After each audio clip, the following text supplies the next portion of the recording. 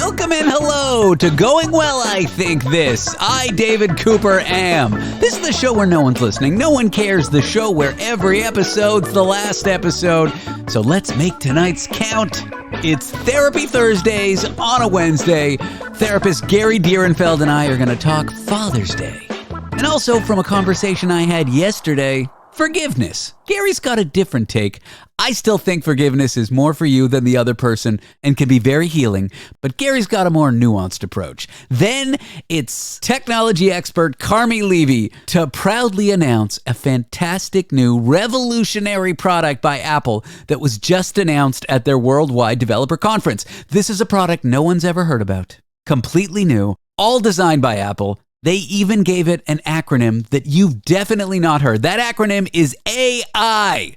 They call it Apple Intelligence, which really shows unintelligence because it's the most stupidly named product I've ever heard. Let's take an existing acronym and just launch a product with the same words. Apple Intelligence. It's so dumb that foreign correspondent and I, Tony 5, are going to have to go over that as well when Carmi leaves.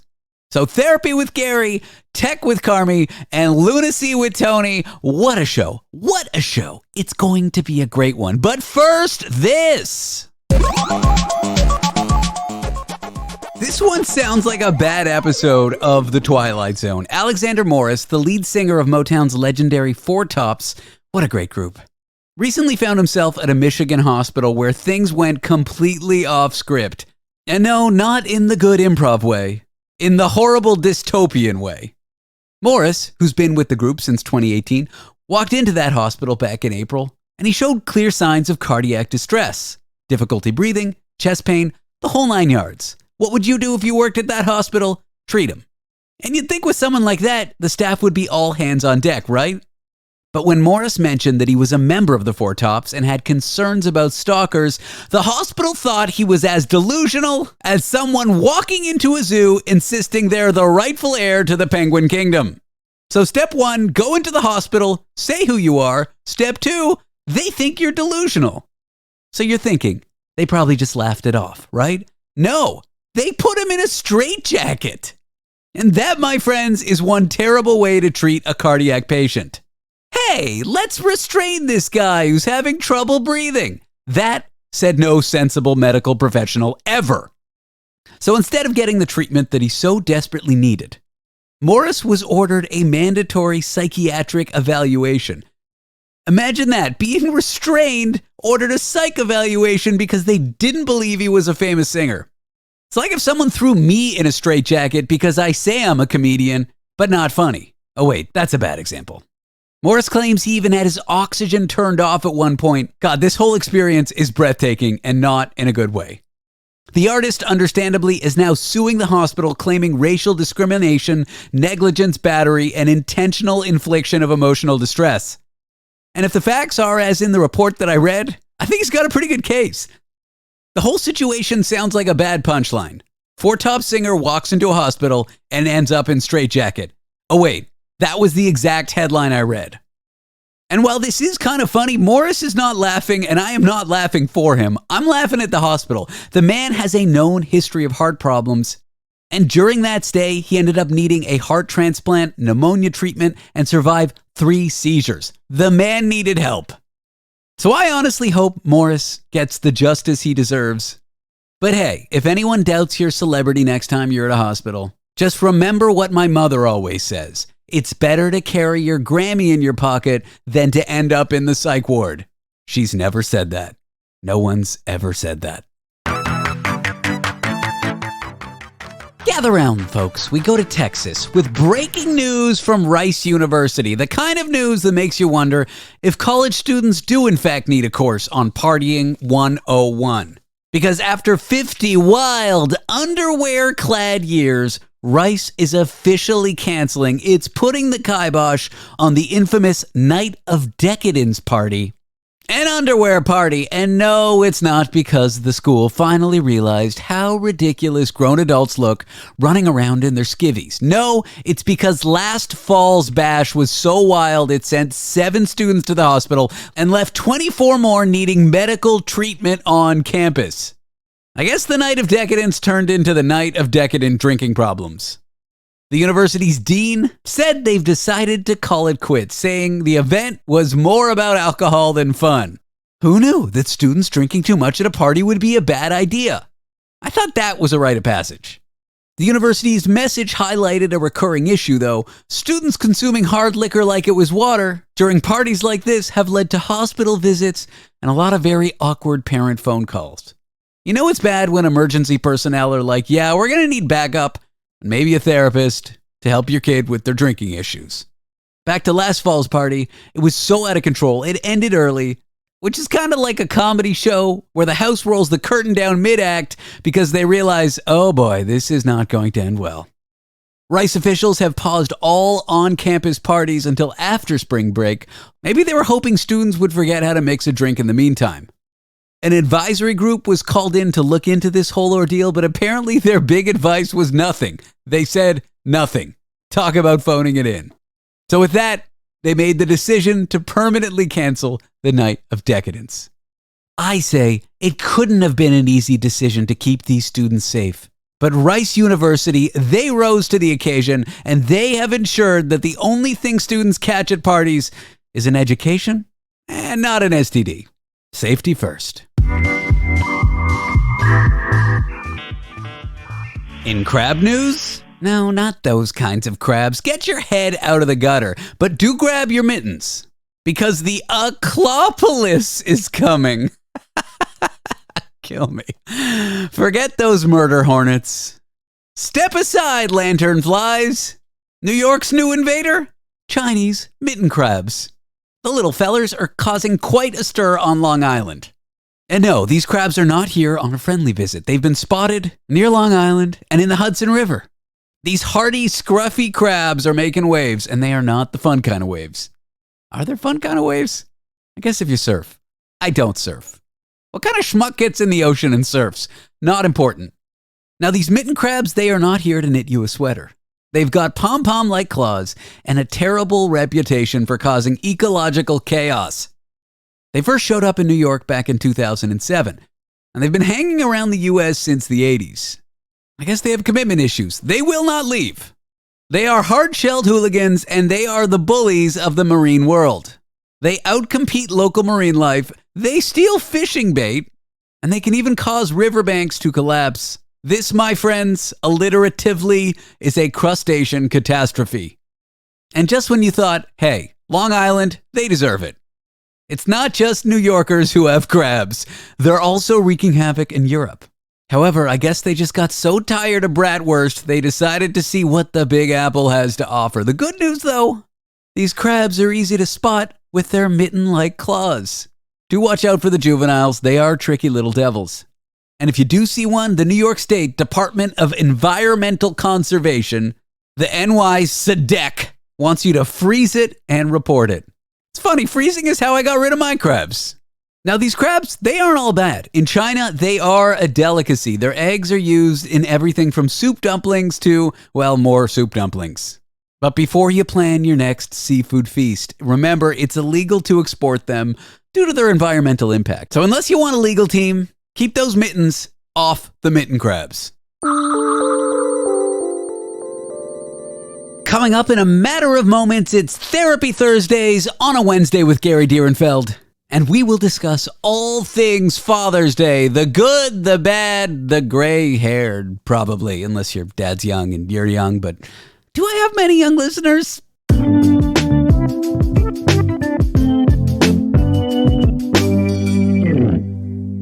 Garapist is the man who is here. It is Therapy Thursday on a Wednesday. Gary Direnfeld, family therapist, marital therapist, social worker, so many things. Gary, you are here to share your Gary nuggets.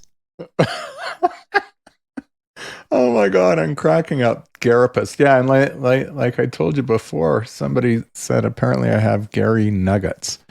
And they meant it in the loveliest of ways. Oh, they weren't referring to your testicles. No, not at all. Those pearls of wisdom, those nuggets of wisdom, Gary nuggets, and you, David Cooper, have labeled me Garapist. I have. Oh.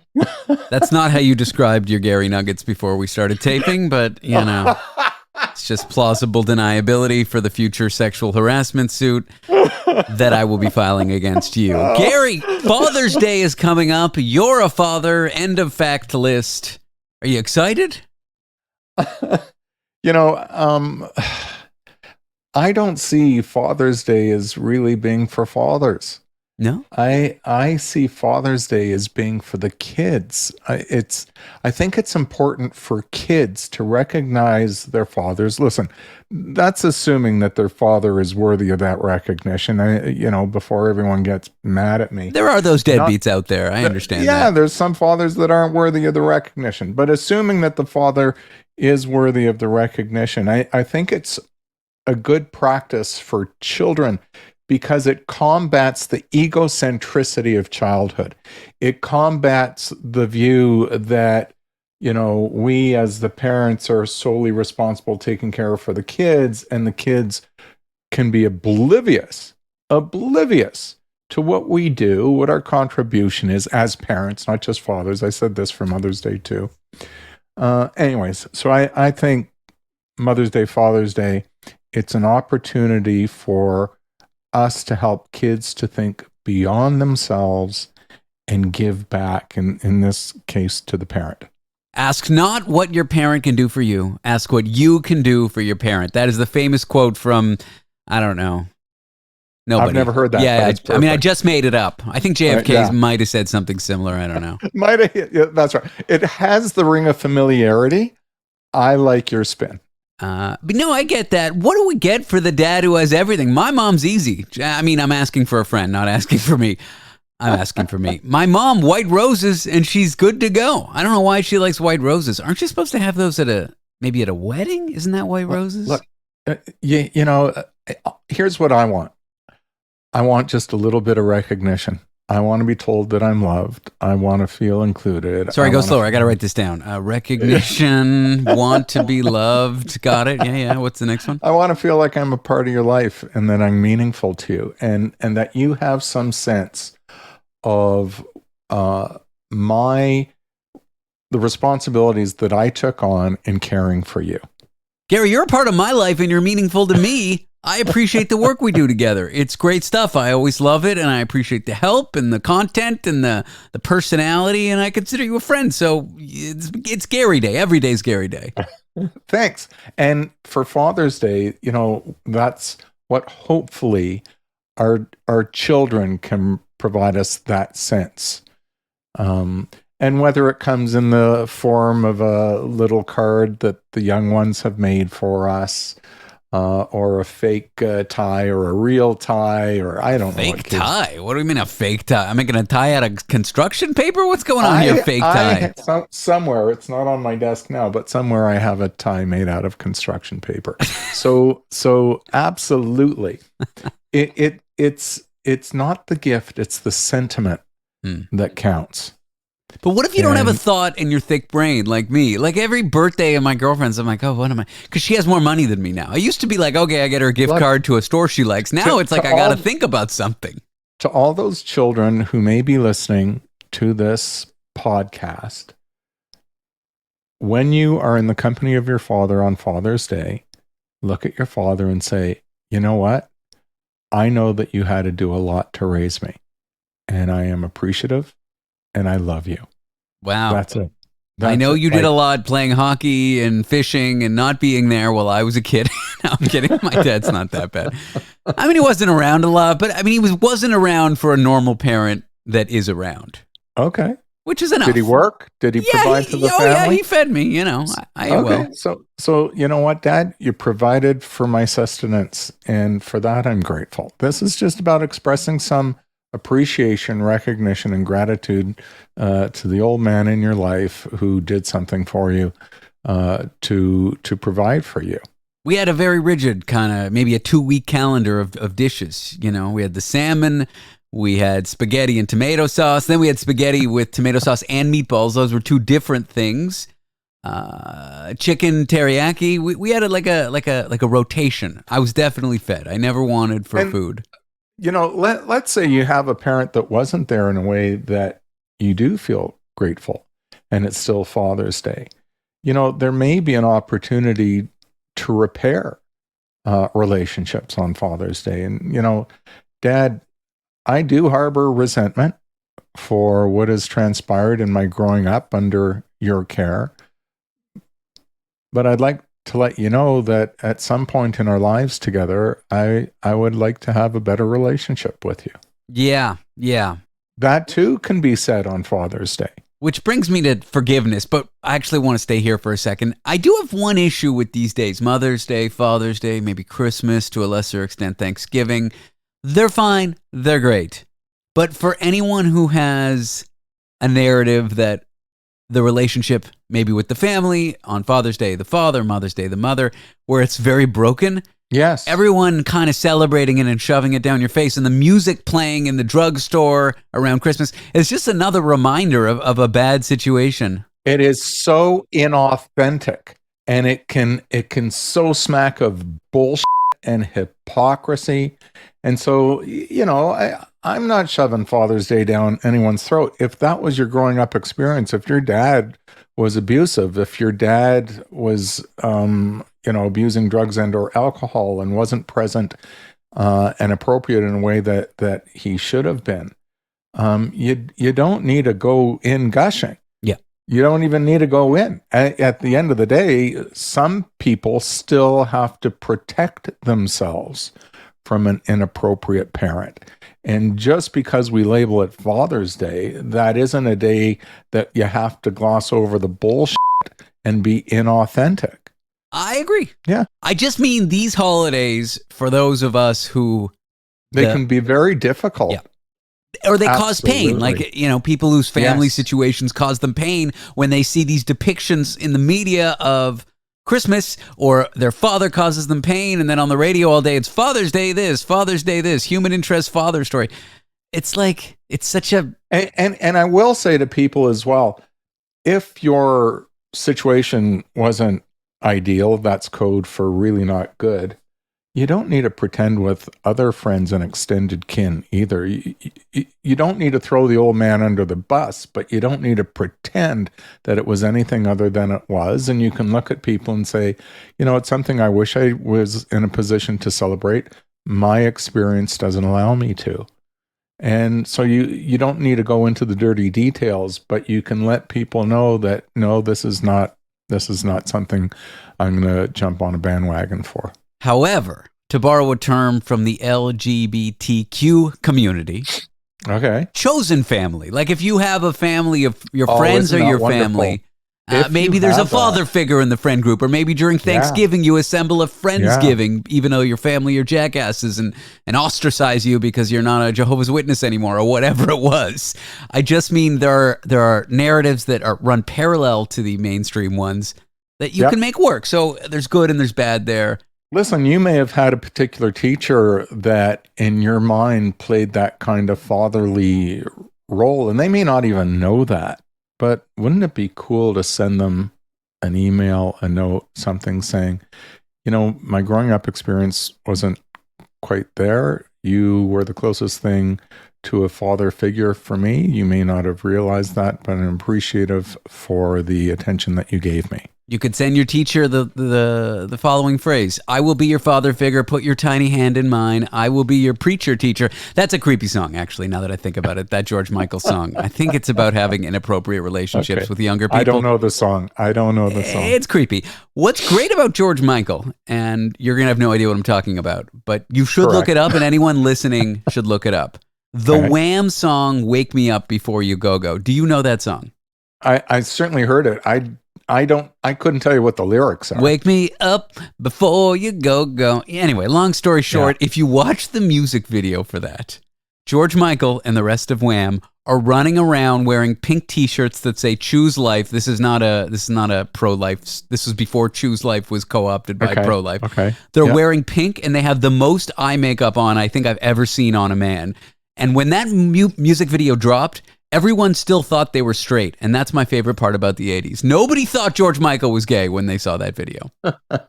When he came out years later, everyone was shocked. Okay. All right, I've gone on such a wild tangent here. I've lost you. I know. I'm trying. And Father's Day? Yeah, no. You know what? It doesn't matter how your father identifies, whether, because it's also LGBTQ to Pride Month, and we can still celebrate. Yes. Father, No, I'm not knocking on being gay. I'm just saying no one suspected it, and that's wild to me. Right. And I've gone so off topic. Yeah. Like, I'm trying to follow you, David. It's okay. I lost me, and we're going to come back and find me. We're going to talk about forgiveness, because I think me and Gary are going to clash, and I look forward to that. I'm here with Gary Direnfeld.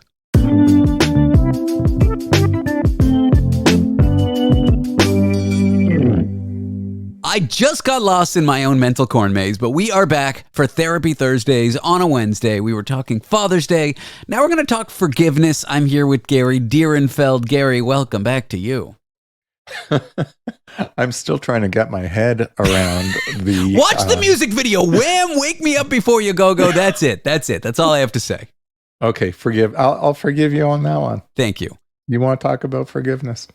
You were talking about maybe reaching out to a parent if you're at a point in your life where if the relationship's broken, you're thinking about thawing. You're thinking about warming the relationship as a way to say, hey, maybe we don't get along now, but in the future, I'd like to have a relationship with you. This reminded me of forgiveness. And last night, I talked about the science behind forgiveness, how it's good for you, your mental health, your physical health.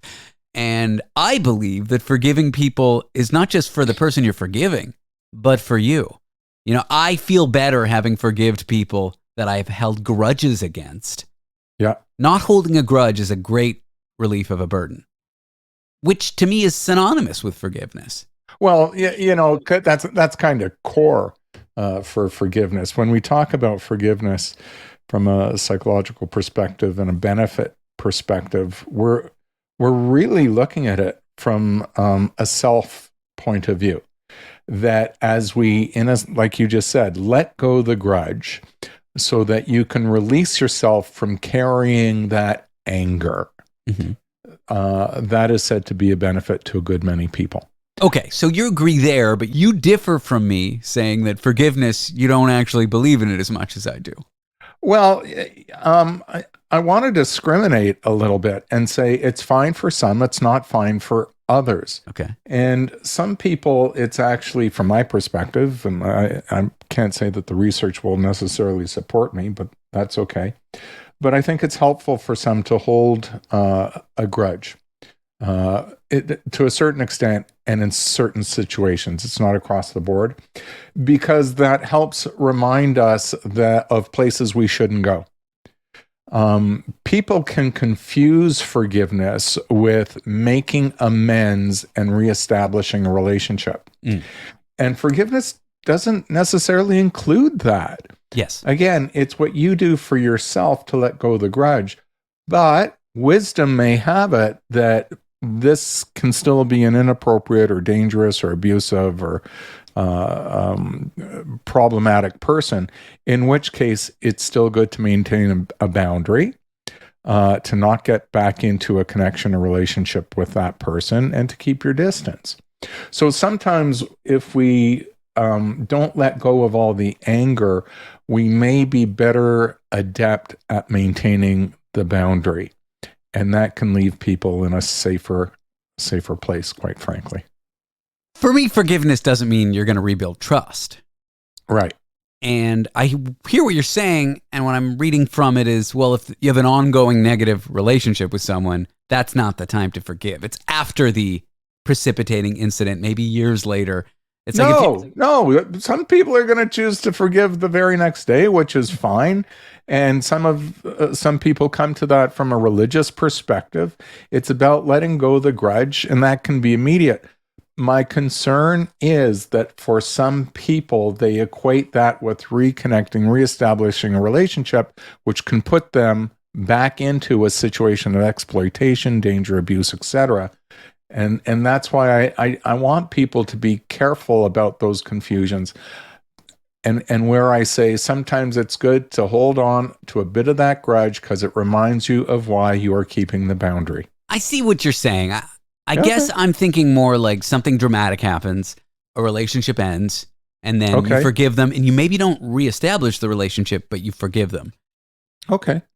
And That's fine. framed like that, you don't have any issues with it. I don't have any issue. Good. Right. So our discussion, it's situational. Sure. It's the phrase, it depends. It depends. So, under the right conditions, my goodness, being forgiving, letting go your own anger, and you're not doing it for the sake of the other. You're doing it for your own sake, so you can just decompress and move on. The other thing that goes along with this sometimes is people's need for what they call closure. I need closure. Well, if you are seeking that closure from someone who is inappropriate, abusive, exploitive, they're not going to give you that closure. And as you seek for more, it's going to embed you further in your own self-destruction. So closure in those circumstances is something you also give yourself. You don't seek it from the other. You say to yourself, I know what transpired. I know how this person isn't good for me, isn't healthy, isn't safe. And I know that forms the reason, the rationale for me to have this firm boundary. When you see victim statements in court drama TV, I feel like in the U.S. they televise certain courtroom proceedings. They shouldn't, but they do. It is entertaining. Okay. Yep. And something awful happens, like god awful, like a murderer's being put away for life, maybe even in the U.S. getting the death penalty. And then you see the family and the friends of the person, the victim, speak. I'd say 9 times out of 10, it's anger, it's a grudge, it's vindictive, it's righteous anger, and I mean that in the purest sense. Yes, yeah. It's righteous because, they murdered your loved one. They've been wronged in the worst of ways. In the worst of ways. But 1 out of 10 times, or maybe 1 out of 100, who knows? And often it's religiously motivated. I'm not the biggest fan of religion, but I do think this is one thing religion gets right. You'll see someone, even that they're like, I know you're going away for life. I know you're about to get the death penalty, but I forgive you. You'll see the father of the person affected say that. And I always just think that's so touching. And when I see that, I don't think that these victims or the family of the victim are saying it for the murderer. I think they're saying it for them, to give them a little closure and give them a little peace.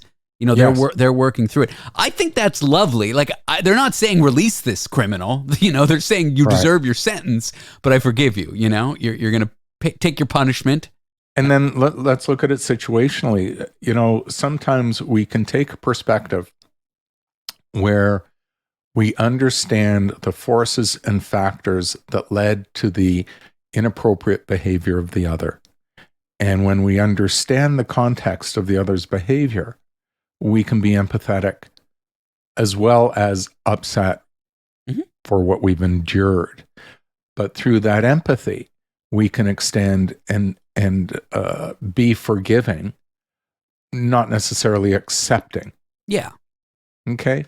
And from time to time, those who have transgressed against us do legitimately feel a guilt, do legitimately recognize the error of their behavior, do legitimately want to take responsibility for it. And, up to us if we want to accept that responsibility, again, not the behavior that led to the incident, but we can do that too at our discretion. To be clear, I do not judge. And when I see a family give a statement saying how angry they are at the murderer, I don't judge them.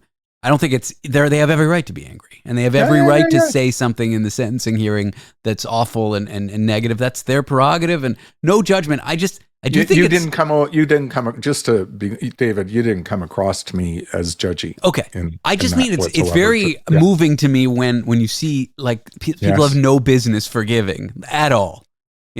I won't forgive someone who cut me off while driving, and like these people are forgiving murderers, knowing that they committed the crime after they've been proved guilty.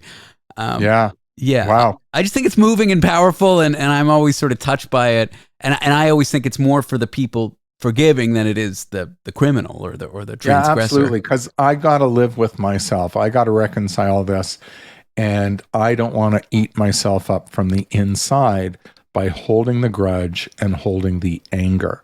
And so from that perspective, we talk about forgiving. It is something you do for yourself to, in a sense, let go the pain. Wow. Wake me up before you go. You gotta watch it. Just go on YouTube. The band is Wham, WHAM. George Michaels is the singer, the front man. And you're gonna watch the video and you're gonna say, how did people not realize he was gay? Happy Pride Month. He was a proud out gay man, which is great. But in the 80s, he was like so many others in the closet. And just that video, how did people not know? It's an amazing thing. I think it's amazing how you can go from one topic to another, and I even follow you. That's your mistake. That's your funeral. And Gary, thank you for following me down the meandering path of stream of consciousness interviews. Take care, David. Check out Gary at yoursocialworker.com. Gary Direnfeld is his name. When we come back, tech expert Carmi Levy is going to join me. He's watched WWDC. I've read the articles. That's Worldwide Developer Conference by Apple. And Apple has an exciting new product that you definitely haven't heard before. It's even got its own unique acronym. That acronym? AI. Apple Intelligence. It's like a 4-year-old worked for whatever marketing agency launched this one. We'll unpack it and more. Carmi Levy up next.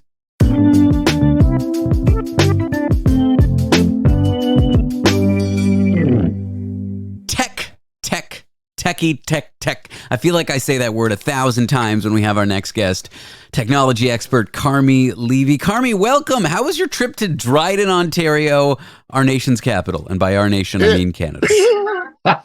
Our nation's bug capital, that's for sure, because good Lord, you do not go outside without a very thick layer of off on you. Lovely, lovely town, Milltown. It's where my son, daughter-in-law, and granddaughter live. And we made it there this time in one piece. No encounters with moose on the Trans-Canada Highway this year, which we are very thankful for.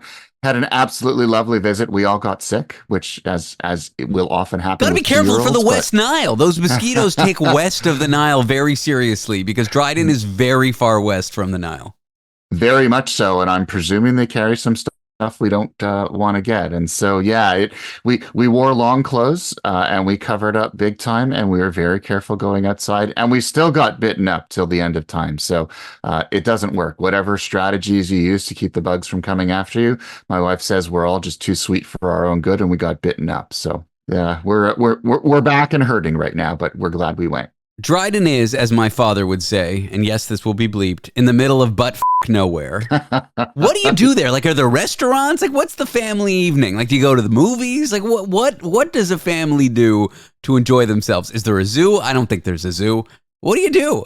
There is no zoo. It is a town of about 7,000 people, but it is the largest city for about an hour in any direction. So it's a bit of a sort of a central hub because there are a lot of people who live out in the middle of nowhere, truly, and they come to Dryden for civilization.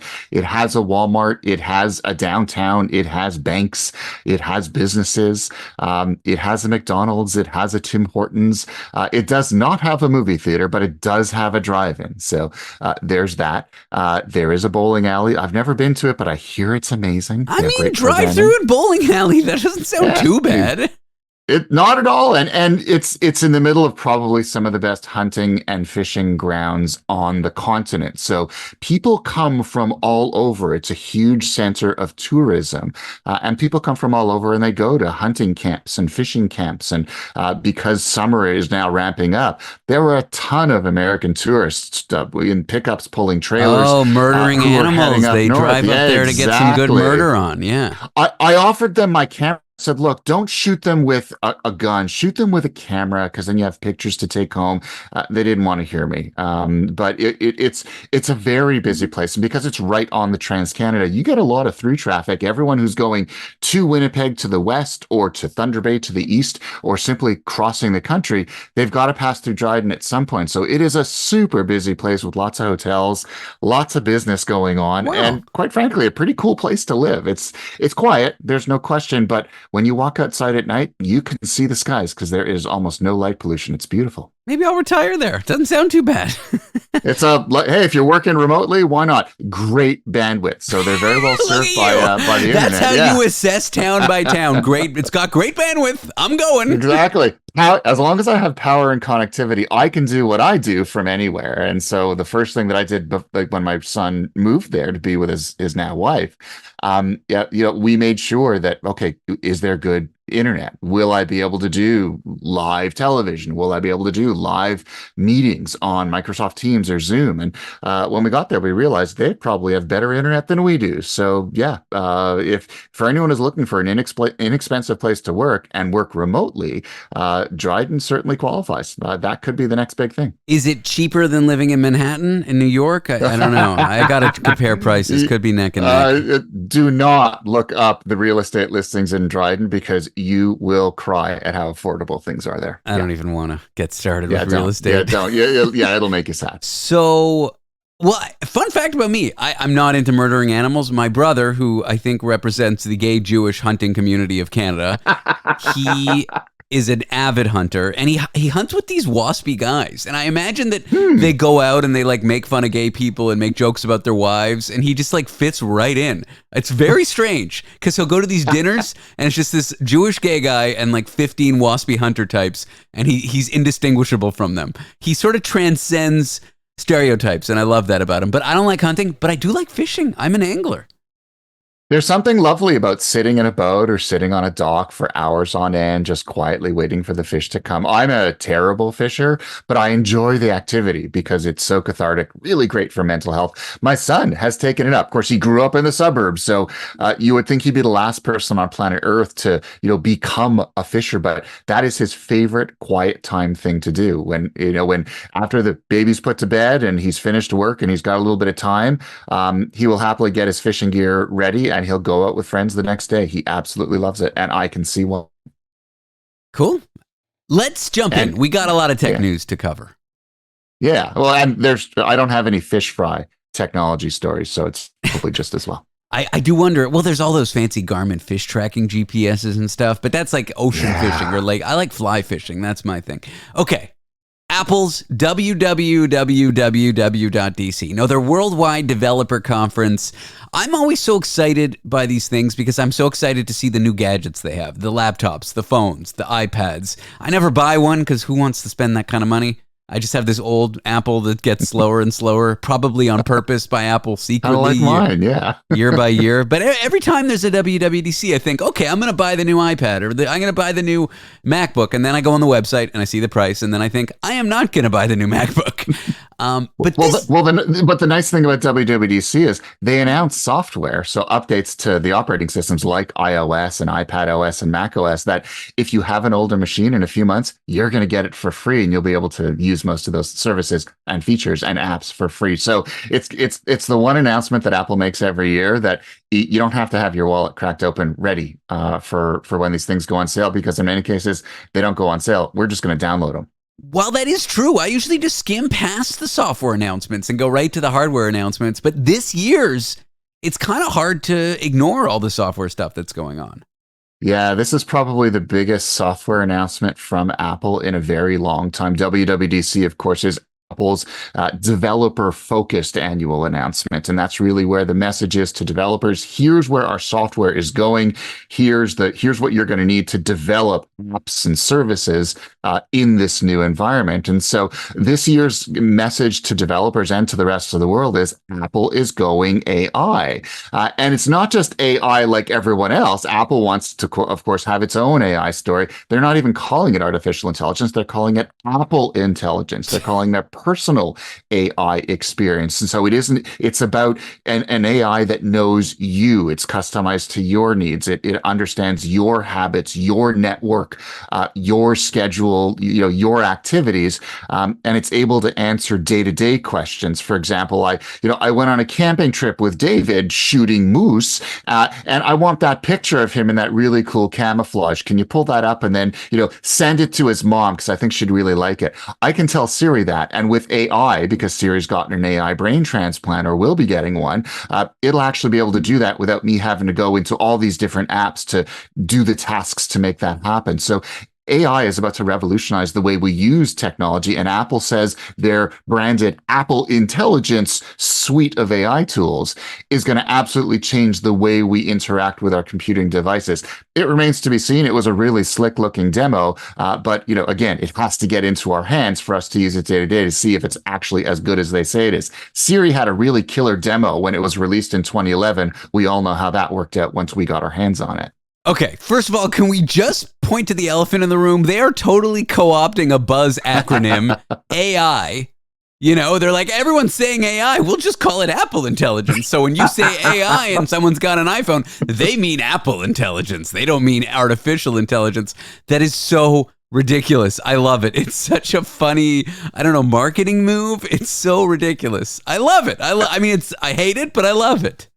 I think Steve Jobs would probably applaud that move. I think it's brilliant marketing. I mean, certainly if you're not an Apple fan, it's a little bit cynical because it's Apple trying to seize control of the narrative. But hey, this is probably the next big technology revolution that we're all going to have. And so Apple wants to make sure it doesn't get left behind. It was very slow to articulate its AI message. Everyone else has been announcing things. So OpenAI released ChatGPT a year and a half ago, and then Google released Gemini. And then Microsoft partnered with OpenAI, and even Amazon and Meta are getting in on the AI game. Everyone's getting in on the AI game, and Apple hasn't really said a lot. So it's time to say, okay, we've waited, we've watched, we've taken our sweet time. Now here's what we're going to do in AI. So it makes sense for Apple to say, we're not just going to follow everyone. We're going to do our own thing. It's not AI like you've seen from OpenAI. It's AI that's very customized, and we're even going to call it something different. It's on your device. It's secure. It's about the things that you do day to day that matter to you. It's not just opening up a website and asking stupid questions and getting crazy answers. So I think it kind of makes sense. It differentiates Apple a little bit, and it allows them to tell a different story, perhaps, than everyone else has been telling. It's too early to tell if that's actually going to work, but I think it's really an interesting strategic decision as their first step in the AI space. And Apple Intelligence, that kind of works for me because then I can still say that it's AI and not get called on it. We're here with Carmi Levy. We're talking Worldwide Developer Conference where Apple announced Apple Intelligence, not artificial intelligence. When we come back, more on that.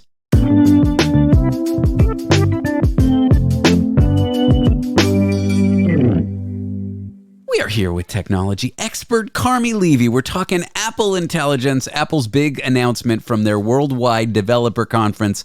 They are going AI. And what you had mentioned before, Carmi, they're not the first one to this market. They are not the first mover. They're sort of waiting for other players to hit the market, make their mistakes, and pouncing a little bit late. And this is straight out of the Apple playbook. They're going to claim that they invented it all along. They're already doing that by calling it Apple Intelligence. This is what they did with the smartphone. They weren't the first to market with a smartphone. They weren't the first to market with a touchscreen. They weren't the first to market with a tablet. But yet when we think smartphone, we think iPhone. When we think tablet, we think iPad.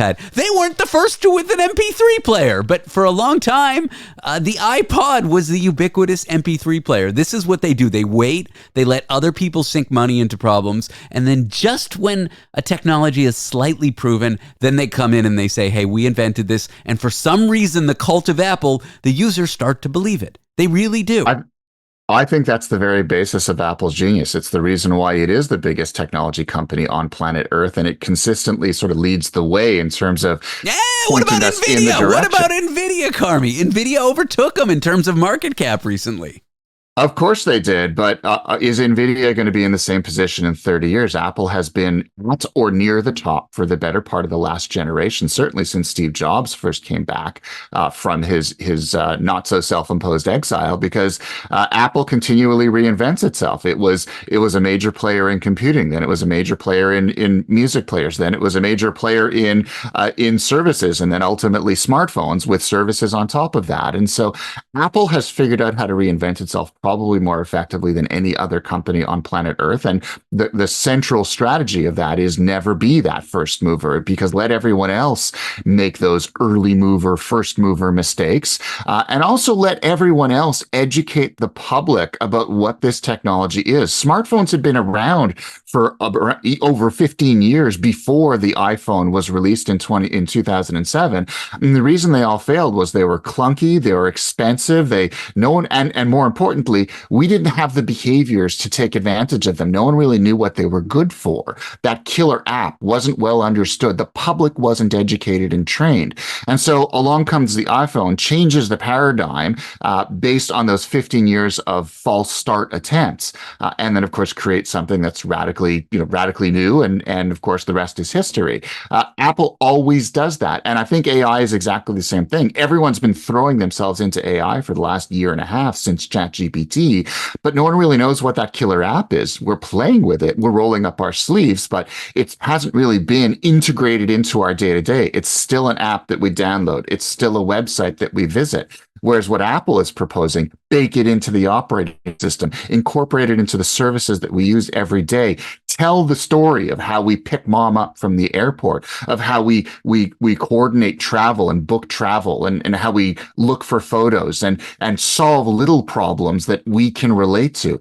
And I think that's the genius of Apple. And that's why when skyrocketing demand for AI-based hardware slackens off, what's NVIDIA's next trick going to be? I don't know. But I'm pretty sure Apple's going to have a second and a third and a fourth act as well. So 5 years from now, let's have this conversation. I'm pretty sure we'll still be talking about Apple. NVIDIA, maybe not so much. In fact, 5 minutes from when I first said it, I just checked the ticker. Since WWDC, Apple's market cap has overtaken NVIDIA's. But briefly, NVIDIA was worth more than Apple last week.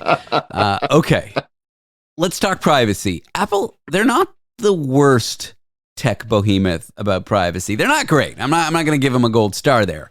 But no one is. Everyone's got a dark side. They have gone up against certain app developers like Facebook, like Instagram, like TikTok, and they've basically instrumented privacy features in iPhone or the iPhone that says like, hey, you won't share photos. Hey, you can't have access to this. Hey, you can't run in the background. These permissions have to be explicitly granted. I know fine-grained permissioning is part of the story here with Apple Intelligence. I can't. With Apple's AI. Thank you for clarifying that. But that did not stop Mr. Butthurt Elon Musk from thinking this thing stinks, and he threw a billionaire's tantrum. It's so funny when billionaires throw tantrums. I got to say, he took to Twitter. Nothing like an Elon hissy fit. He took to Twitter, or as he calls it, X. Again, I'm not calling it Apple Intelligence, and I'm not calling it X. I'm denying the names. I'm with you. Yep. But he took to it and he started saying, if you launch this, I'm not going to let Tesla employees use it in the factory. I'm like, what does Apple care whether you're letting people in factories use it? Like, as if they care, you know? I mean, maybe they do because of the publicity. They're going to, because I mean, the last SpaceX live stream that I watched when they launched Starship on the integrated flight test number 4, just about every employee had an Apple device. And so what Elon Musk is saying is that everyone who works for his companies, if they incorporate AI into their devices, as Apple says they will, that they will be banned from all of his companies, and that even visitors who come to his sites, they'll have to check their devices in at the front door with security, and they'll be placed in Faraday cages for as long as they're on site. This is ridiculous. It basically means his employees are not going to be able to use their own devices. And I'm virtually certain that many of those employees are using company issued Apple devices. And so, look to history here. Elon Musk was a co-founder of OpenAI. He left the company under, let's call them not so great circumstances. He has had multiple lawsuits against the company. He just lost one when old emails of his were surfaced about profitability of the company, where they said something different than he claimed on Twitter. And he wanted at one point to be the CEO. And of course, we know Sam Altman is the CEO now. Elon wanted to be the CEO. The board refused his request. And of course, he went away with his tail between his legs. He's been essentially chirping at the company ever since. And so this is just yet another opportunity to take a shot at OpenAI, take a shot at Apple, maybe publicize the Grok chatbot a little bit more, because of course now he has a competing product. So this isn't about honesty in privacy and artificial intelligence. It's about Elon Musk being upset that he didn't get what he wanted. And now he's essentially taking his butthurt to his platform, as he always does. And so, Elon, really sorry. You can threaten, it ain't going to work. So it's your hypothesis that if he did ban it from workers at his various companies, it actually would pose a problem for Apple? I'm not convinced. Well, no, I'm not for Apple. It'd be for his companies themselves, because they are using these products internally to develop their systems. They have Apple infrastructure within their their employees are using Macs. Their employees are using iPhones and iPads to design Starship, to design parts, to build workflows, to run engineering simulations. And so, for him to say, "I'm going to ban them outright," Elon, take a look at what your thousands of employees across your multiple companies are using. Most of them are using Apple products, and you're essentially saying that they're all going to go back to calculators and abacuses if they can't use Apple devices. I would love to see him try. It is not going to work. And quite frankly, Elon, if Elon Musk is so intent on banging the privacy and data integrity gong on AI, he really should look at his own products, because certainly X has played fast and loose with the rules. Tesla has played fast and loose with the rules on end user data. And certainly the AI tools that he is developing, including the Grok platform, are known full well as not particularly effective at monitoring or controlling end user security. And certainly there are questions about how these tools were trained in the first place, using content for which permission was not obtained up front. So Elon, look in your own backyard before you make accusations against others. Do as I say, not as I do. That's another playbook from the billionaire man-child. Yeah, it's just so silly. I mean, he didn't get his way. He doesn't like what he sees, and then he thinks he can try to rally. And every day that goes by, every word that comes out of his mouth, you have people that are in the cult of Musk for sure. But the general public, we're not buying it anymore. If Elon spoke out against somebody 5 years ago, I might have listened. Now when he speaks out against somebody, I'm like, well, they're doing something right. Yeah, sort of exactly. He's just displayed himself to be such a child and so, I don't know, insecure. I feel like I'm in high school when I'm reading his tweets. No, you can't do that. I did that. It's just, he's a child. I kind of have to stop reading his feed after a while. And unfortunately, the algorithm on X obviously prioritizes him above all else. So whether I want to or not, it shows up in my feed. And it just depresses me every single time. So of course I have to get off the platform. I think, the issue of privacy, and we certainly should be discussing it in and around Apple's move, because for on-device AI requests, Apple, of course, uses its own technology, and it controls it end-to-end. It's encrypted. The data is not available to Apple, and it doesn't go anywhere. It's deleted after the request is complete. But then, of course, if it's a more complex request, then it will ask you, do you want me to hand this off to ChatGPT? At that point, and there is a very legitimate question, how is privacy handled once it's in the hands of ChatGPT? Do Apple users have the same level of protection? What are those levels of protection? And this is an important conversation to have, but I think we should be having it not based on the behest of a sulking billionaire who didn't get his way, but really, in the context of this is AI. We should be discussing it. We should understand what we're getting into before we install it on our devices and start using it day to day. That's a healthy conversation. I think now that iOS is on the way, and the new versions of iPadOS and all the other products with the Apple intelligence built into it, I think we should be asking those questions and making sure that Apple provides details on them before we choose to update our products to use them. We've all been arrested for firing fireworks out of a helicopter at a Lamborghini. It's a relatable problem we've all had. And Carmi and I are going to discuss a recent federal case where, can you believe it, a YouTuber was arrested for just that. The injustice of it all. Carmi Levy when we come back.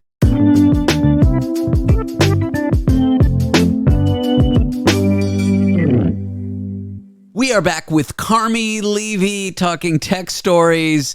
Carmi, YouTubers can get up to some ridiculous stunts, and then they just say, it's a prank. It's a prank. You know, there's the guy who blew up a plane. Like, he jumped out of a plane, parachuted to the ground, and crashed it into a mountain thinking, this will be a great stunt. The aviation authorities aren't going to care about this. Like, these people don't learn.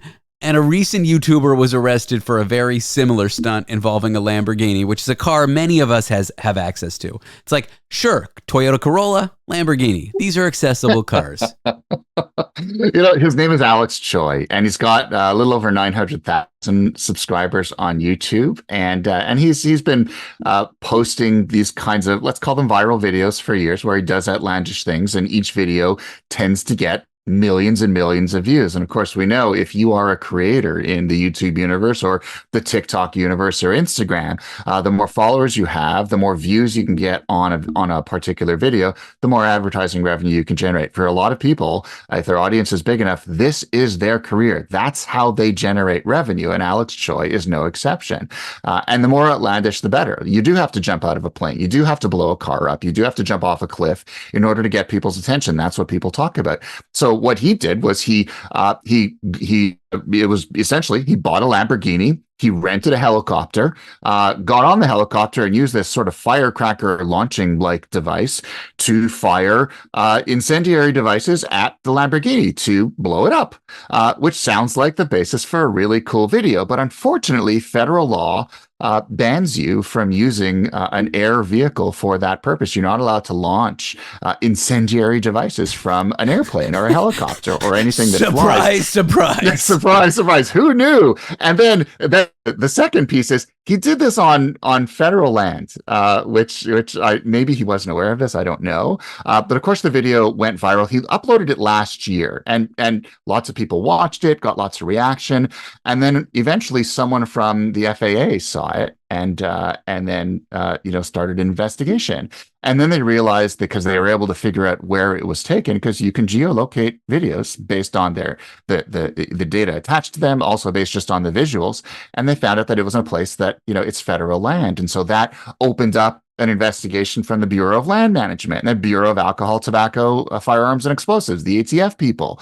And so apparently he was supposed to, even before shooting a video in this place, he was supposed to file a request. He's supposed to ask permission to shoot video there. So he was arrested. He was released on $50,000 bond. He could face up to 10 years in federal prison if he's convicted on all counts, based on this video that he made a heck of a lot of money from. And so, the question that becomes, same thing with the guy who jumped out of the airplane. It was a federal offense, and his case is currently working its way through the courts, and he could also go to jail and face a huge fine. The economics of this are interesting, because a lot of people go, well, why would I buy a $300,000 car and then destroy it? And the reason being is you can make a lot more money in advertising revenue than it cost you to buy the car as a prop, even in the first place. So, if you're into that kind of thing, and the more expensive it is, the more outrageous it is, the more virality potential it has. So they'll actually make money. So that video probably brought in more than $300,000 in advertising revenue, simply because so many people watched it. So he's already made a lot of money, but now he can go to jail, and the fines that he faces as this case progresses will probably wipe out any profit that he made. But the interesting thing is, this has been going on for years. We keep seeing cases like this. It's not stopping other people from coming up with their own outlandish ideas, recording their own videos, and taking a chance that maybe the feds aren't going to catch on to them. I got news for you. They will. Is the idea behind the prosecutions to attempt to try to have a chilling effect on these crazy YouTubers and these crazy stunt makers? Like, is the federal government trying to say, hey, you can't do this crazy stuff that hurts people, that destroys property, that damages federal land? Like, do you think that's why they're going after these people? What would be the logic? I know we can only speculate, but what would you say the logic is? I mean, if I were asked to speculate, I would say, I think they're trying to establish a deterrent. They're trying to hold up a few examples of particularly egregious behavior, and they're trying to put some big numbers on them, big jail sentences, big fines, big penalties, to deter anyone who might think that this is a really cool way to make money. And so, but the thing is, influence culture really doesn't work that way. In some cases, the bigger the threat of punishment, the more appeal there is to an influencer to try this in the first place. It's the reason people jump off of towers and then pull the parachute, feet from the ground, because it's the thrill, it's that risk that something really bad could happen. Well, prosecution is just one of those something bads that can happen. And unfortunately, for some people, it's not a deterrent. It's an encouragement to them. And that's why we keep seeing these year after year after year. Do you know you can rent a helicopter? I have a friend who did this, and this is awful, and I don't condone it. But you can rent a helicopter in Las Vegas. They'll fly you out to the desert where there's feral pigs, and then you can shoot them with machine guns out of the helicopter, murdering the feral pigs. Now, they are a destructive, invasive species, but still awful, horrible. I would never condone it. I guess it's just not on federal land, or maybe you're allowed to you're allowed to hunt, but maybe not shoot fireworks. It's wild that you can do that. Yeah, I can only imagine the videos that would result from that. And I'm pretty sure it's only a matter of time before some smart influencer puts two and two together and says, hey, here's my next TikTok idea. Let's go. Charge up the GoPros, kids. We're going to have some fun. And I feel sorry for the pigs. They're wrong place, wrong time. But at the same time, I think it illustrates that there's an entire community out there that is constantly looking for ideas that get us to watch online. What are we going to see in TikTok? What's going to trigger the algorithm? What's going to get a huge audience? What's going to give me a huge payday? And there's almost no limit. Shoot feral pigs from a flying helicopter? Absolutely. Destroy a Lamborghini using mortars from a flying vehicle? Sure, why not? What's next? I don't even want to ask, but I can guarantee you there will be a next. And I can also guarantee you we will all probably watch it. It's like a car crash. You don't want to admit that you're interested, but you probably are. So we're talking big payday that these influencers get when they do stupid stunts. Taking the big payday theme, another thing that you can do that is definitely illegal, ransomware. You could start a ransomware company. You could infect people's computers with viruses. Maybe you encrypt their data, and then you say, hey, you got to pay me to get your data back. And while that sounds just a little bit bad, imagine if it's a bank's data, or a mortgage company's data, or an insurance company's data, a company that really needs their data, and then you steal it. You lock it up and you say, hey, send me $1 billion in Bitcoin. Well, probably not $1 billion, but $1 million in Bitcoin, and you can have your data back. There are groups that do this. Lockbit is one of them. While the story is usually a sad one, people lose their money. They might get their data back if they send it. It's an awful thing. There is a sort of uplifting one. And with this Lockbit company, it looks like the FBI are hot on their trail, which is kind of exciting. Yeah, this is one of those rare pieces of good news in the cyber security space. Usually we talk about the latest breach, the latest attack, who was victimized, how much money they got in the process, how many people were compromised. But in this case, the good guys won. The FBI announced earlier this week that they've actually scored a victory against Lockbit, which is one of the most notorious hacking organizations online. They're responsible for some of the biggest breaches over the last couple of years. They've been around for about 5 years, a very shadowy group. But the authorities say that they have targeted some of the biggest organizations. I think Boeing was one of them, also government organizations in the UK, the National Health Service, the NHS. Sick kids, right? Yeah, sick kids. Could you Toronto imagine Public hacking Library. a hospital that helps kids with cancer? They don't care, right? Because it's all about profit for them, and they can profit on data. Healthcare data is among the most profitable because it's among the most personal, and it's probably the data that you'd want back most. And so the FBI has said, well, when a ransomware attack happens, they will infect the devices, or in fact the network, pop up a message saying, give me money or I will release it. If you give me the money, I won't release it, and I will then give you the keys to unencrypt it, and then you can go back to your life. And so what the FBI is saying is they have found the decryption keys for about 7,000 victims of successful ransomware attacks. And the total dollar amount in all of those attacks was about $1 billion that was asked for. So what they're saying is, if you were victimized by one of these Lockbit ransomware attacks, and you think that you might be, you might have paid the ransom, or even if you didn't, and you want access to the decryption key without having to pay for it, they've set up a website, ic3.gov, and you can go there and file a claim. And the FBI will actually give you the decryption key if everything matches up, so you can then apply it and go on your way without having to pay the bad guys to gain access to your data, which sounds great. And it's a victory. I'll take whatever I can get. And I think we should. But the data is still out there. The bad guys still have their hands on it. So there's nothing stopping them, even once you've unlocked your system and gotten all of your apps and your services back on and your websites back up and running. There's nothing stopping them from, say, releasing it onto the dark web, maybe at some later point in time, and sending you another request for ransom. In other words, we have the data, we're going to release it, pay us this money, or you're done. So it's a victory, but it's not a complete victory, and it's only in a certain number of cases. There are far more than 7,000 attacks of ransomware across the world in any given year or at any given time. So this is kind of like a drop in the ocean. But at the same time, any victory is a good victory. And if you think that you might be among them, go to that ic3.gov website and see if you can maybe get access to one of those decryption keys yourself. Carmi, thank you for going over this stuff with me. I appreciate your time. I appreciate being here. Thanks so much, David. Carmi Levy, technology expert. There he goes. Let's keep it going technology-wise. Carmi and expert Tony Five, our foreign correspondent from London, England, an idiot. Him and I are going to give our stupid takes on these stories and more. All that in just a moment.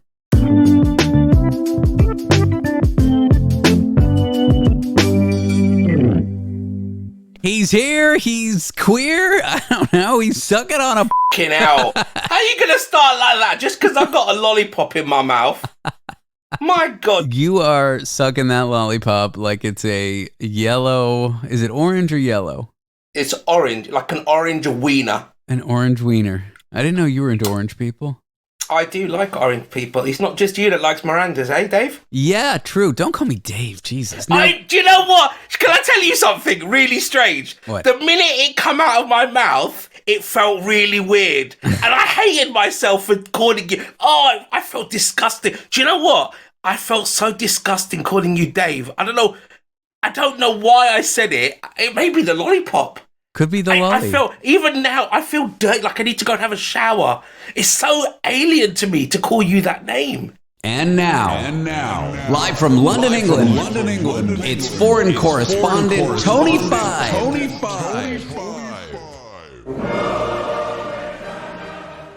My agent Rob told me we need to talk over this music, Tony. What do you think about that? Why? I don't know. He thinks it's too long. Are you paying him for his agency fees? No, he's taking a cut of whatever I make. He's taking a cut of nothing. He's taking a cut of nothing. Right, well done. Well done, Rob. Yeah, well, eventually we'll make something. I hope so. So what's doing? I didn't see you yesterday. Look, you said you were tired. You said you were exhausted. Yes, it's fine, but do you sleep with your phone where you can reach it? Because you really have to try to sleep with the phone away from the bed. I know. My sleep hygiene is terrible. So I'd had an absolutely horrific day yesterday. Today was even worse. I was up at 4 a.m. and I didn't get back home till about 6 p.m. and I'm still doing this shovel of a show. So, but with a lolly. Can you just try for 1 week, do me a favor? Because when I did it, it changed my life. I went from a horrible sleeper to sleeping well. So what do you do? Just turn off your phone, or you put your phone in a different room? I plug it in and I keep it so my living it's room not and in my arm's bed. length. Well, no, yeah, my living room and my bedroom are kind of, I don't know, they join really not seamlessly. It's not a good divide. You've been to my house. Mm-hmm. And so I plug it just out of my bedroom, and if I need to set my alarm, I'll rest it on the floor so I can hear it. And if I don't need to set my alarm, I'll just plug it in on the table in the living room. I cannot reach it without getting out of bed, physically getting out of bed. Wow. See, I think I do have an addiction because I check everything all the time. My phone buzzes all night with work. I'm checking on whether you've called me or saying, what should we do tonight or whatever. And it's loads of things. And you're right. I could just put it out of sight, just near my condom box, which I never go to anyway. Exactly. That's in maybe a different country. I don't know. It could be in Wales Correct. for all I know. Yeah. Yeah, it's a different country. You need a passport, basically, to get it. So I can put it there and then let's see what happens. You should. I feel like I'm going to try it. The fact that you don't want to and you're resistant to it just shows that you should. And I started sleeping better. And now occasionally, like when my girlfriend goes to bed really early and I want to watch a show, I'll wear my headphones and watch TV on my phone. And then as I start to drift, I'll put the phone on my nightstand. And those nights I sleep terribly. Just the fact that it's there, knowing that I could reach it at any moment, just on a subconscious level, its very presence next to my bed ruins my sleep. And I do feel, even if you're not touching it, the fact that you could, I think keeps you up. It's like this weird irritant to your sleep system. Wow. And just try to get it away. Get it so you have to physically get out of bed. Not only that, you will wake up, because I would wake up in the morning and I'd stay on my phone for an hour, and that's an hour I could be sleeping. Wow. This is going well, I think. Sponsored by Apple iPhones. There you go. Are you excited for Apple's intelligence? Did you see the announcement? They're launching all these AI products, but they're calling them AI for Apple Intelligence. I mean, come on. Their marketing's phenomenal, right? I mean, it's superb. Come on. Whoever's sitting there thinking of these things up is making Steve Jobs in heaven or hell, wherever he may be, give a big thumbs up, right, with his turtleneck. I can just see, it's like a preschooler. I mean, it's genius, but it's like a preschool level of logic. Well, everyone's talking about AI. AI is the buzzword. What's the first letter in AI? It's A. You know what other word has the first letter A? Apple. Apple Intelligence. Yes, yeah. I mean, it's phenomenal. What do you think of it? What do you think of the Apple version? Because they're always kind of late to the game, right? Like people like Samsung and stuff, they do it all early. And then Apple kind of roll down later on and kind of put their thing in. And it kind of, I like their ideas, but what's your thoughts on it? Let's talk tech. Tony talks tech. Tony talks tech. Well, I was actually saying this with our tech expert, Carmi, earlier. You talk to other people. I do, believe it or not. Apple has a history of doing this. They enter the market late. They're never a first mover. And when they enter the market, they pretend like they invented it. They pretend like it never existed before them. Correct. Like they didn't invent touchscreens. They didn't invent tablets. They didn't invent smartphones. Yeah, iPods. No, I know. What about the Zune, baby? What about the Zune? No one talks about the Zune. You want to bring the Zune back. This is the I believe this is the hill you're going to die on. I love the Zune. I love the Zune. I know you do. It was such a bad product. So they wait, they kind of watch, and they don't sink their money into an untested market. And then as soon as the market's there on someone else's dime, they enter and they're like, we invented AI because the A stands for Apple. It's like so stupid. But honestly, it's kind of genius because they don't have to take those risks. And other people, like they tried to enter the smart car market early with this Apple Car initiative. They paid the price. The thing never launched. Yeah. What happened to that? I think they canceled the project. I don't actually remember, but I'm pretty sure they canceled the project. And like bendable screens, that's the next thing that they're going to do. But they're waiting for Samsung to get all the nooks and crannies ironed out, and then they're going to come in saying that it's going to be a foldable iPhone or the iPold. They invented folding. Before them, no one knew how to fold their sheets. It was just bed sheets everywhere. They'd come out of the dryer and straight bed sheets. Yeah, rock solid. Flat, basically walking around with magic carpets, and then Apple came along and said, "No, we can fold stuff for you guys," and that's it. And that's how it was born. And they tried to do it with laptop or notebook by calling it a MacBook, but that didn't work because notebooks already existed. So now they're like, "We'll take an acronym." So people don't even have to change their language. They can keep saying AI, but they're talking about Apple. Like it's so stupid, but it's so genius. Yeah, I mean, I hate this company. I think they're one of the most evil corporations out there. However, you got to hand it to them. It's well done. Round of applause. It is clever. I mean, the first person that confuses AI, artificial intelligence, with Apple intelligence, there's going to be somebody at Apple fist pumping, just doing a lap of the office, going, "Yep, that was my idea, guys. That's right. That's me. That was all me. And when they try to be first movers with this Apple Car thing, which I just checked, it was canceled earlier this year, they can't deliver because, you know, they don't know what they're doing. They can't copy anyone. They take the good parts of existing designs. Yeah. They Apple it up. They put a little bit of a design, extra design into it. They make it cool. Different colors. Apple it up. You mean spray it white and stick a logo on it? Yeah, I mean, if you look at a MacBook Pro, it's like a wonderful aluminum, well-designed laptop. Yeah. So they kind of like Apple their spin on it. And the iPod by today's standard looks like a clunky device. But back then, when you were looking at the Zune, the Zune was not a great device. No. The spin wheel and all that. It's iconic, right? They make iconic designs, I guess. But I guess it's a lot to do with the marketing, the adverts that they do.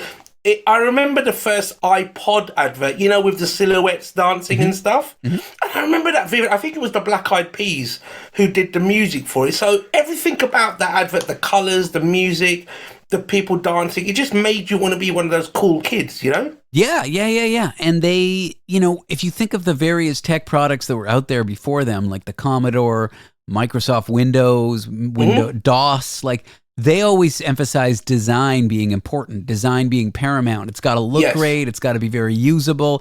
And so that's kind of their secret sauce. They steal ideas. They enter a market that they didn't create, and then they add design to it and the backing of their monopolistic practices, and they dominate, you know? And it's impressive. I mean, it's deeply capitalistic and ugly, and they're definitely a closed garden.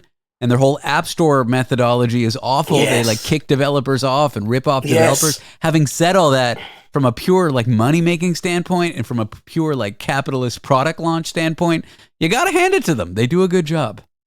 Were you an early adopter to Apple? Were you one of these people that used to use it when no one else did? When everybody was on Windows? I hated it. And I got my first job in Silicon Valley, and they promised me I could use a PC. I wasn't using Windows, I was using Unix, but they promised me I could use a PC when they hired me. And then I got there, and there was a MacBook waiting for me, and they're like, oh, all our engineering tools are built for Mac. So they lied to me, and I was angry for the first year, but then I just got used to it. And music production products are pretty good on Apple, so that kind of keeps me doing it because I edit this podcast using an Apple suite of software. So I don't like it, but I use it. It's kind of the best available to me, but I am not by any means in the cult of Apple. If something better were to go along, I'd jump ship like that. Really? Could you, because you've got an iPhone, right? Yeah, but I don't like it. Are you one of these people that could leave an iPhone tomorrow and get into an Android or Samsung? Absolutely. Wow. So you're not stuck. See, I'm stuck in the ecosystem. I'm basically Apple's bitch. We're here with Apple's bitch, Tony 5. More of him in a moment.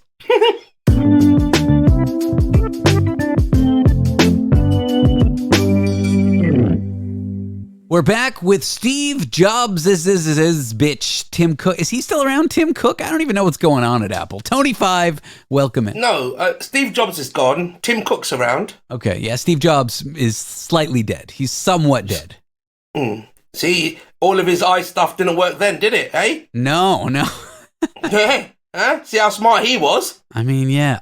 It's funny, when he died, Apple hadn't really taken, like it was just the beginning of them taking off. Yeah, I think he was the one I remember who would do those big yearly presentations and everybody cheered every word he said. I remember that I never used to think that people did that on the launch of products. And I don't know whether he created that or whether they did that before. Did Bill Gates ever do that when he launched Windows, like XP? Yeah, they would do the big conferences and dance around on the stage. And there's some funny clips of Bill Gates and what's his name, Steve Ballmer. Doing like, and they're such like Microsoft, they were just such Poindexters, and Apple, it was like, nerds by Gucci, it was like cool designer nerds, and then Microsoft was like nerds, Yeah, and you had didn't you? Was Steve Wozniak? I mean, he was kooky, yeah. But like Microsoft, they're wearing the pocket protectors, and Steve Jobs is wearing the designer black sweater. You know what I'm saying? Yes. The high trousers versus Steve Jobs. Quite nice cultivated shoes, Italian shoes, chinos. Yeah, I get that. Ruthless as a business person, though. He would fire people and terrorize people and all kinds of stuff. Yeah, I heard, I'm curious about what these, because you've probably known them or met them or been in rooms, like people like Mark Zuckerberg. I wonder what he's like as a person. There's so many memes about him being robotic and being slightly on the spectrum, but Yeah, he's got to be on the spectrum, right? Like watching him be Yeah. interviewed, he's something missing there. Yeah.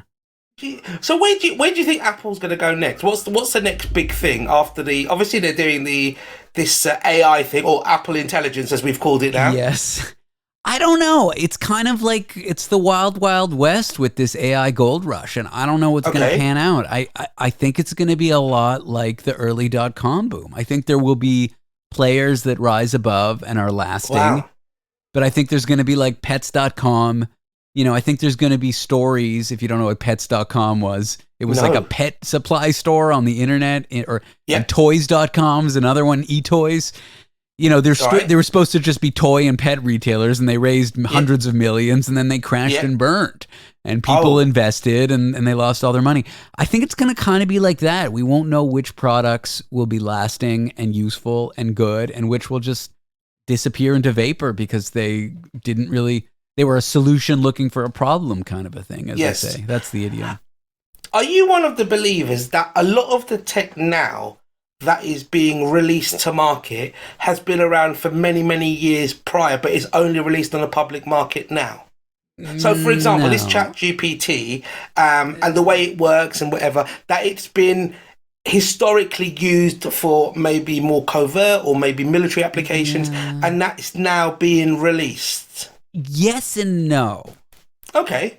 I think the technology, not necessarily. I think the computing power and certain types of systems. So like GPS was classified for a long time. Absolutely, for years. And then it was released in a pared down fashion for the general public. Now you can use the high quality GPS. I think any kind of navigation guidance, weapon systems. I think number crunching, so raw computing power like mainframe, supercomputers, I think the military has those. But AI, I mean, the actual science behind it is not that complicated. Like large language models, the research that kind of explains how to do it has been out there for 20 years. But what's changed is the computing power and the price per, megaflop or gigaflop or teraflop or petaflop. It stands for floating point operations per second. But the amount of accessible computing power to companies for cheap, I mean, it's still expensive, but cheaper, has just doubled and doubled and doubled exponentially to now where you can launch these products. 5 or 10 years ago, you couldn't afford it, to run queries and train data sets and store data sets. You just couldn't. So maybe the military had it, but I don't think how to do it was a secret. That came from academia in a theoretical capacity well before we saw ChatGPT, OpenAI, or any products that used it, period. Large language models, this is not new science. This is not new computer science. I was having the reason I'm saying this, I was having a conversation with a friend of mine, and we're both in the same industry. We work in UAVs and drone deployment. And we were talking about how 25 years ago, the drones that were used then in defense applications, military, and sidestep industrialist, like, for example, surveillance and things like that, you can now buy that level of technology on Amazon for $25 and have it delivered to your house tomorrow. I think drones, probably what you're saying is true. Like drones, the technology came early and first because the government poured money into it and then didn't release any of their findings to the public. Correct. But things like large language models and theoretical computer science stuff, that research has been coming out of universities since computers were pretty basic. Right. So I guess that's the long version to answer your question, yes and no. I think drones are a perfect example of it's defense, governments pour money into it, and they do not release their findings to the public. So the answer for that will be yes. Same with weapons. Like I can't start a nuclear bomb startup tomorrow using available science. I mean, I could, but I'd have a lot of science to do. I'd have to come up with the centrifuges. I'd have to come up with ways to refine heavy water. Like I would have to do it all myself. But David, I'll give you one word. What? Groupon. Nuclear weapons Groupon training. Yeah. 100%. So I think, yes, it's there. And then remember the Snowden leaks with... Yes. That wasn't really complicated technology. That was just the government had the computing power. They invested in the systems, and those are billions of dollars, and normal companies wouldn't invest in systems like that to track you. And plus, they couldn't force telecom companies to give them access to every phone call and every phone call's metadata. So it kind of is yes and no. I'm not this conspiracy theorist that when I see all new technology, I say, well, the government had it before. But I think for certain classes of things, it's decidedly yes. And we know it in some ways and we don't in others. But I think for ChatGPT and AI, I think the answer is no. However, the government might have had it in the sense that they bought it. They bought the computers and were running them before any other company. Sure. Like they spent the money before. Now OpenAI can spend the money because it's a lot cheaper. Yeah. So, like, do you believe in the whole, well, not believe, what are your thoughts on the whole Big Brother, being the surveillance and how your data is stored as a person? I don't know. I think there's not enough information to go on, but if we extrapolate from the Snowden leaks, and knowing what we know about what the U.S. government does and what they've been capable of doing from the years since then, yeah, there's probably surveillance programs that would shock you. I just don't know what they are. And so I think you could drive yourself crazy speculating. Another one, I don't know what happened with JFK, but you could drive yourself crazy speculating, or you could just go live your life. I mean, yeah. But it doesn't bother you on a daily basis. You don't think, like, for example, do you overly protect your data? Do you think that there's any chance in your lifetime that stuff would be thrown back at you, for example? I hope not. Okay. That's interesting. I can't live my life like that. Otherwise, I just wouldn't plug into the internet. But it develops this sense of neurosis. You can see how people are, like, I look around now, and I wouldn't have said it before. I see how some kids, some friends' children are always on TikTok, and they give out so much information that I wouldn't dream of doing. And then I think, well, that's just the way they're brought up, to be really like open wounds. So anybody with half a brain you can see how they can be exploited so easily. Well, we've got half a brain between the two of us, I'd say. But there's nothing that we do that we're ashamed of. There's so much that I do that I'm ashamed of. This show? Yeah, I mean, it's lucky that this show's not public, really, and that no one listens. Well, we've got our one listener. And to you, listener, thank you for listening. I mean, can you imagine if Big Brother is listening to this? It's on some data server somewhere, and some poor CIA, FBI, NSA, NAACP agent is listening to this, and has to categorize this as something. What poor fella, I mean, poor old ChatGPT is having to listen to this and somehow categorize this. Well, I hope that they can use AI to assist in the listening of this, because the thought of listening to everything that comes out of my mouth is just, I feel sorry for this government agent. So I would hope that they just listen to it using a bot, and then they say, this podcast has 2 idiots, and that's the summary that the government gets. I mean, if you are listening to this, Mr. Federal Agent, please do send an email to David, and I will send you a postcard. So Federal Agent or anyone else listening, send me an email, david@jew.pizza. That's david@jew.pizza. .pizza, not .com. Tony will send you a postcard. All you have to do is send a crazy person your home address. Yeah, is it like, what is it, NSA 1 NSA Street, USA? That's my address. Tony, thank you. Fine. This was fun. I feel like it was a good tale from my Carmi Levy interview. You get smart tech and then stupid tech. I love it. I was, honestly, a little bit jealous about you talking to somebody else, Carmi Levy, but, I've evened the tables. Let him talk about something to do with the UK. Next week with Carmi, he'll talk about London. Thank you, Tony. See you later. That is our show. Happy Wednesday. Happy hump day. Send your friends a camel emoji. Don't send me one. And if you want that postcard from Tony, send me an email, david@jew.pizza. He sent them before, and all you have to do is trust Tony with your home address, which you definitely should not do.